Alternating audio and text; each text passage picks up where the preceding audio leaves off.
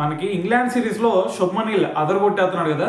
అయితే మరి నిన్న సెకండ్ టెస్ట్లో కొట్టిన సెంచరీతో వరుసగా ఇంగ్లాండ్ మీద 3 టెస్టుల్లో 3 సెంచరీలు కొట్టిన ప్లేయర్కి అయితే నిలవడం జరిగింది. అదేంటి భయ్యా 2 కదా అని నువ్వు అనొచ్చు. అంతకుముందు మనకి ఇంగ్లాండ్ ఇండియా వచ్చినప్పుడు ధర్మశాల వేదికగా అప్పుడు లాస్ట్ మ్యాచ్లో 1 సెంచరీ కొట్టాడు.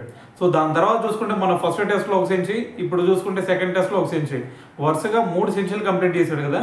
మరి దీంతో ఓవరాల్గా చూసుకుంటే అతను టెస్టుల్లో 7 సెంచరీస్, దాని తర్వాత ఓడిఎస్లో వచ్చేసరికి 8 సెంచరీస్, దాని తర్వాత వచ్చేసరికి T20లో 1 సెంచరీ కొట్టాడు అనమాట. సో ఓవరాల్గా చూసుకుంటే మొత్తం కూడా 16 సెంచరీస్ కొట్టాడు ఇప్పటి వరకు.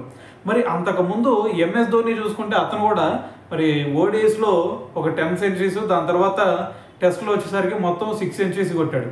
సో దీంతో మరి 16 సెంచరీస్ చేసిన శుభ్మన్ గిల్ MS ధోని రికార్డ్ని అయితే సమన్ చేశాడని చెప్పాలి.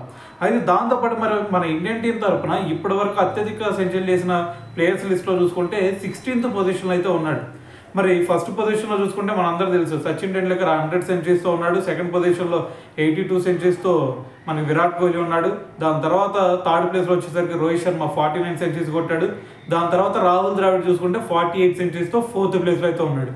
సో మరి ఈ లిస్ట్లో చూసుకుంటే మనకి శుభ్మన్ గిల్ 16th పొజిషన్లో అయితే ఉండడం జరిగిందనమాట.